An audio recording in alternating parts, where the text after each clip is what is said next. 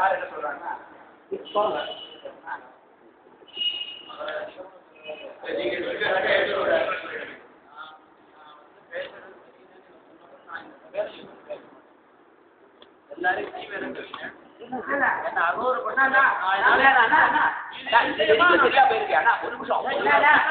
எல்லாரும்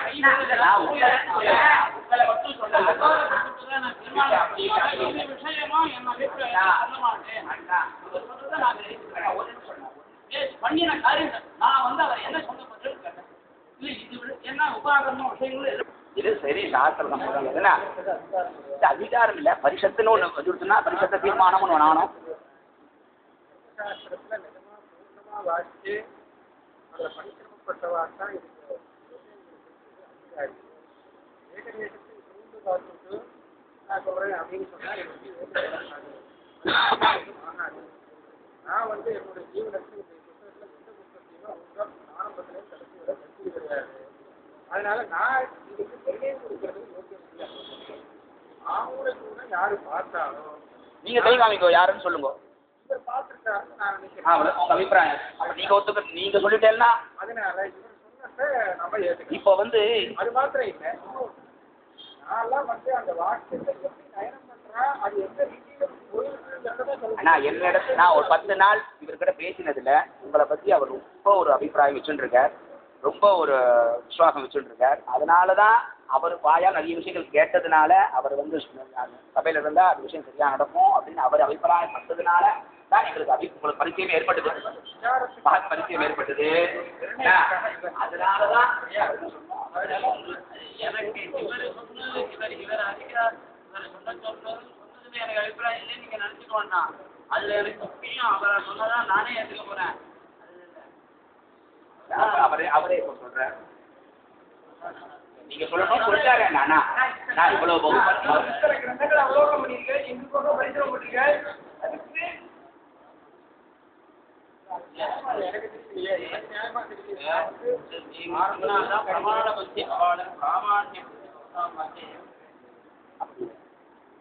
அதனால நீங்க சொன்னா ஏற்றுப்பா.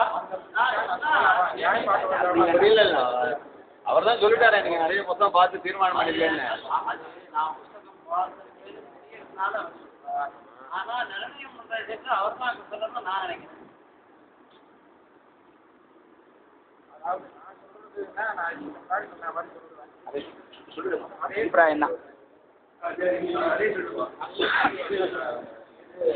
ஒரு புத்தகத்தை வச்சுட்டு போறோம்.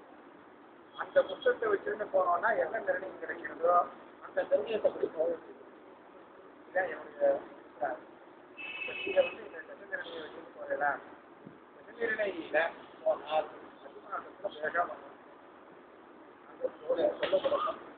நிர்ணயில ஏமாற்றிய நிறைய முன்னாடி வந்த கிரந்தமா இருக்கிறதுனால ஏமாத்திரி சொன்ன செய்திகளுக்கு பொருத்தமாக தான் இருக்கும் நிர்ணயி. அதனால அவர் அதிகமாக விஷயங்கள்லாம் வந்து நாமள அதிர்ஷ்ட விஷயம் சின்னேற்கே போட்டு இது பண்றதுனால அவருக்கு வந்து அவருடைய திருப்தியில அவருடைய நிர்ணயப்படி போகணும்னு நினைச்சால் அதிகமாகத்துல பண்றது சரியா. மனமாகத்தை இதுக்கு தோஷம்னு நினைக்கிற பட்சத்துல அப்ப எங்க போறது அப்படின்னா இந்த புத்தகங்கள் இருக்கும். அப்ப வைத்தியராஜன் இந்தூர் இந்த அப்ப வைத்தியராஜன் அவர் தோட்ட படிப்போம். நம்ம வசனத்தை பார்க்கல இருப்போம். அவரும் வசனத்தை எழுதுவார். அவர் எப்படி நடக்கிறதுன்னு இருக்க காமிக்கிறார். இந்த மாதிரி நடக்குது. அப்ப என்ன சொல்றார்? மகாபாரதத்தில் இந்த மாதிரி சுத்தமாக இருந்தால் அஞ்ஞான பட்சத்துல அர்த்தத்தில் பண்றதாக அவர் எழுதுகிறார். அவர் நாம வந்து கிரந்தகாராளுடைய எல்லா வார்த்தைகளையும் பூர்ணமான விசுவாசம் உள்ளவர் அப்படின்னு வச்சுட்டு போகும்போது அந்த கிரந்தத்தை அனுசரித்து அப்படிதான் பண்ணணும். இதுல ஒன்றும் வித்தியாசம் வராது. இதை தவிர்த்து நிர்ணயத்தின் பிரமாணம் இல்லை அதை நான் அனுசரிக்கிறேன்னு யாரு வராளோ அவளை நாம தப்பு சொல்ல முடியும். நிர்ணயத்தின் மதமாகத்தை அதிகமாகத்தின் ஊராது அப்படிங்கிறது அதே சமயத்துல முன்னாடி எடுத்துக்கணும். அந்த கிரந்தக்காரர்கள் பார்த்ததுன்னா அப்படி இருக்கு. அந்த யாருமே இந்த வசனத்தை பார்க்காம சொன்னா அந்த வசனத்தை பார்க்காம சொன்னாங்கிறத சொல்லவே கூடாது. கிரந்தக்காரர் எழுதுறது அவ எந்த இல்லாட்டா சாஸ்திரத்துல அத்தனை போட்டிகளே வராது. ஒரு கோட்டிக்கு மேலே அடுத்த கோட்டின்னு வரக்கூடிய பிரபத்தி இல்லை. ஆக ஒவ்வொருத்தருடைய சிந்தனைங்கிறது வித்தியாசப்பட்டு இருக்கிறதுனாலே அந்தந்த கிரமக்காரனுடைய மதத்தை தனியாக பார்த்து வச்சுடுறது தான் வேணும். ஆக அதை அனுசரிக்கிறவா அதுலேயும் ஒரு விஷயம் பார்க்கணும். இப்போ முன்னோர்கள்லாம் எந்த புத்தகத்தை பிரதானமாக வச்சுட்டு போயிருக்காங்கிறத தீர்மானம் பண்ண நமக்கு சக்தி இருந்தால் அந்த புத்தகப்படி பண்ணிடலாம் அப்படிங்கிறது ஆச்சாரப்படி இல்லைன்னா சாஸ்திரப்படி ஆச்சாரப்படி ஆச்சாரப்படி சாஸ்திரப்படி அனுகூலமா இருக்கேன். இன்னொரு சாஸ்திரத்தை எடுத்துட்டு இன்னொரு ஆச்சாரத்துக்கு நீங்க விரோதம் காமிக்கிறாரு. சாஸ்திரமா வச்சுக்கணும் ஆச்சாரம் அந்த சாஸ்திரத்துக்கு விரோதமா எடுத்து இன்னொரு புத்தகத்தை காமிக்கிறாரு. நம்ம எதை வச்சுட்டு போயிருக்கோம் அந்த புத்தகத்தை அனுசரிச்சு போகிறோம். நம்ம முன்னோர்கள் எதை பிரமாணமா வச்சுட்டு போயிருக்காங்கிற அந்த புத்தகப்படி பார்க்கும்போது அதுபடி பண்ணாங்கிறது எல்லாரும் ஏற்கனங்கிற அபிப்பிராயம் எனக்கு ஒன்றும் கிடையாது. சங்கரமம் தோஷம் கன்னியாவரபட்சம்ங்கிறது சுத்தபட்சம் தான் எடுத்துக்கணும்னு அவன் அண்ணா சொல்றதையும் ரெண்டுத்தையும் ஆரம்பம் பார்த்தா எதை ஜெயிக்கலாங்கிறதையும் சொல்லுது. சங்கரம தோஷம் பரவாயில்ல பரிகாரம் பண்ணிக்கலாம்னு சொன்னாமா, இல்ல கன்னியாவரபட்சம் சொல்ற யுத்தம் இல்ல அப்படின்னு இவர் சொல்லியிருக்காரு அப்படின்னு அதை எடுத்துக்கலாமா, அதோட நிஜபாத்திரத்தை எடுத்துக்கிற பட்சத்துல என்ன பண்ணலாம்? நிஜபாத்திரத்தை ரெண்டு இருக்கு. நிஜபாத்திரத்தை எடுக்கும்போது கண்டாட்சி தோஷத்தை தோஷம் எடுத்துக்கும் பட்சத்துல அது ரகசம் கிடைச்சிருக்கு. அதுதான் அமரபட்சம் பெரிய தோஷமாக அமரபட்சத்தை எடுத்துட்டு இருக்காளே அப்படியே எடுத்துட்டே இருக்காரு. ஒன்றும் தோஷம் அது அனுகல்பமாக இருக்கு. அனுகல்பத்தா இது ஏன்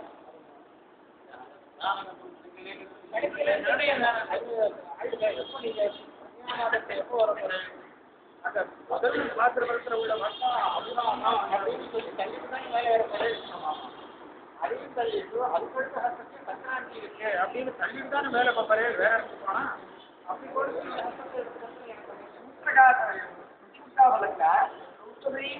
அத்தியாயான உபாபியோடு முதல் சூத்திரத்தை சொல்லிட்டு அடுத்தது அது மௌத்தியாதி தோஷங்கள் வருவேயானால் அடுத்தது அபபட்சத்தை எடுத்துக்கோன்னு சொன்னதுனால ரெண்டாவது சூத்திரத்தை லாவணி வித்தியைங்கிற சூத்திரத்தை அவர் விட்டு காரணம் என்னவா இருக்கலாம்? ஏன்னா அவர் பார்க்கவே சொல்ல முடியும். இப்படி இருக்கலாம் காரணம் காரியம் காரணம் லாவணி வித்தியைங்கிறது சரியான சமூக விசல்பம். அதனாலதான் ஏற்கனவே அவர் சொல்லியிருக்காரு. விசல்ப ஸ்தலத்துல வித்தியவாதி ஸ்தலத்துல சொன்னா ஒரு பட்சத்தை நம்ம முன்னாடி கிரகிக்கின்றாச்சுன்னா அதுலேயே தான் போகணுமே தவிர திடீர்னு இன்னொரு பட்சத்துக்கு மாறக்கூடாது. அதனால ஆரம்பத்தில் நாம ரௌஷபதி மகத்தேனங்கிற குறித்து அனுஷ்டானத்தில் வர கரண்டியாச்சுன்னா திடீர்னு அந்த பக்கத்துக்கு போகக்கூடாது. சிராவணி கேட்கறது சாஸ்வதமான ஏகே பட்சம். ஆமா அந்த பட்சத்தை அனுசரிக்கிறதான ஒரு வியவஸ்தை பண்ணிருக்கோம். பிரதான பட்சம் அதை அனுசரிக்கிறோம் அதை அனுசரிக்கிறோம் அவர் ஏற்கனவே சொல்ல மாட்டார். இது இல்லாட்டா அப்படின்னு அதே வரியில வந்துடும்.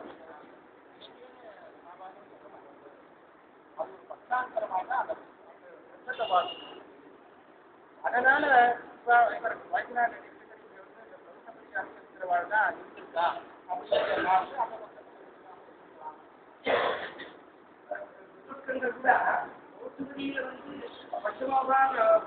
பஞ்சமான் மாதாடு நீக்கிய அஞ்ஞானத்தை கூட யார் ஸ்ராவணி பூந்தலியில உபாகரமா பண்ணினாலும் உஷ்டாமேமோஸ்வருக்கான ஒரு ரெண்டு விதானமா பண்ணியிருக்கா அனுஷ்டானத்தைன்னு காட்டான். அப்ப ரெண்டுமே பிரதானமா எடுத்துட்டு பண்ணியிருக்கான்னு வச்சுக்கலாமா?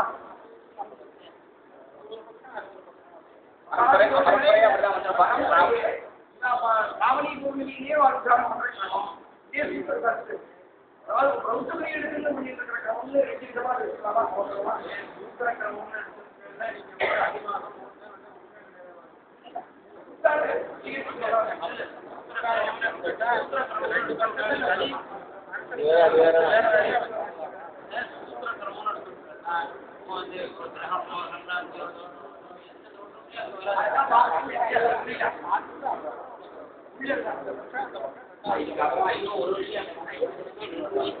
ஆன ஒரு விஷயமா இருக்கிறதுனால அந்த சுவாமியோட அபிப்பிராயமும் நிறைய ஆயிடுச்சு. நிர்ணயம் பண்ணி பஞ்சாயத்தை போட்டதுனால அவரோட அபிப்பிராயம் இந்த சபையில எப்படி சொல்லுவாங்க பெரியவாளுடைய விஷயங்கள்லாம் வச்சுட்டு ஏங்க அதை கிரகிச்சோம் அப்படிங்கிறதுக்கு பிரமாணத்தை கொடுத்துருக்கோம். அதுல தாக்கியத்துவ புத்தி இருக்கிறவா நிர்ணயிச்சுட்டு அனுஷ்டானம் பண்ணிக்கலாம். அதுல தாக்கியத்துவ புத்தி பரியாப்த ஒரு அவதாரம் போறல சரியில்லைங்கிற மாதிரி இருக்கிறவா இப்ப என்ன தீர்மானம் பண்றோம்னா இந்த எந்த கிரந்தத்தை அனுசரிச்சு போறோம் அப்படிங்கிற நீக்கில வச்சு கன்னியாகுமரி பாத்தீங்கன்னா கன்னியாகுமாரி அபரபட்சத்தை நம்ம தேசம் அப்படிங்கிறத வச்சுட்டு போறோம்னா அதை பண்ணிக்கலாம். இது சொல்ற மாதிரி எதோச்சிதம் வஸ்திரம் விவஸ்தா. அதை எடுத்துக்கக்கூடிய விதத்தை பொறுத்து இருக்குது. இது என்னோட அபிப்பிராயம்.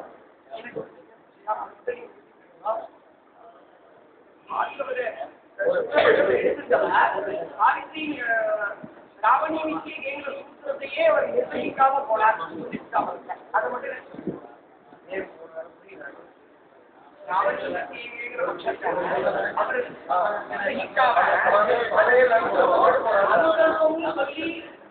கிருஷ்ண போனதுக்கு ஏற்று என்னவாக இருக்கலாம்.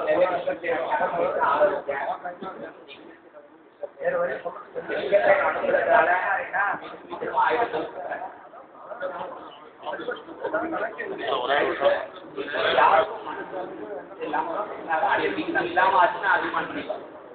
அதுதான் அதனால ஆசீர்வாதம்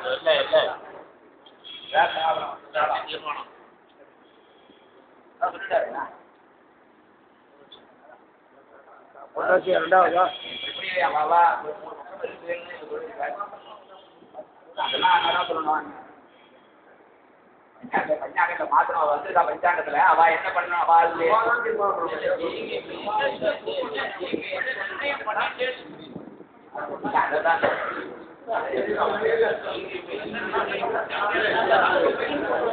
அதுதான் இப்ப அவாவா அபிப்பிராயத்தை ஒவ்வொருத்தரும் சொல்லுங்க. ஐக்கமத்தியம் வரணும்னா அதோட அபிப்பிராயம்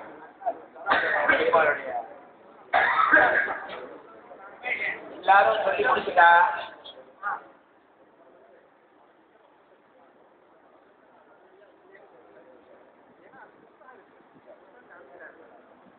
அதே சமயத்துல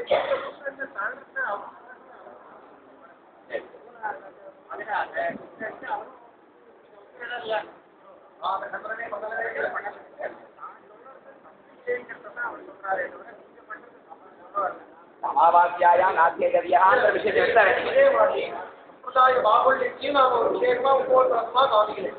அதுவும் ஒரு ப்ளஸ் பாயிண்ட் எங்கள்கிட்ட இருக்கு. ப்ளஸ் பாயிண்ட் வந்து எங்க வீட்டில் ஜாஸ்தி இருக்கிறது தான் நான் வலியுறுத்துறேன். பிராமணத்தை சொல்லப்பட்ட அதுதான் இப்ப விஷயம். இப்ப எடுத்தது அதாவது நீங்க வந்து நீங்க எடுக்கவே இல்லையே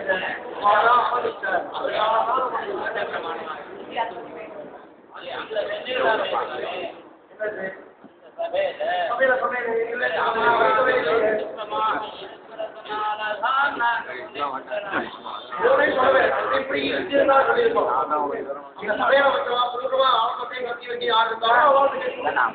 ஆதியில வந்துட்டு போறவாருடைய கதைக்கு கால ஆகினா செய்கிறாங்க.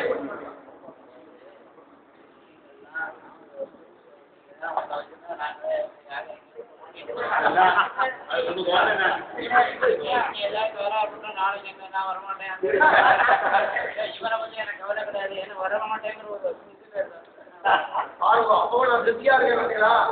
ஆறாண்டு ஆகி வர மாட்டேன். எல்லாரும் தீட்சதரை சொல்லி கூட்டி பண்ண அது ஒரு வார்த்தை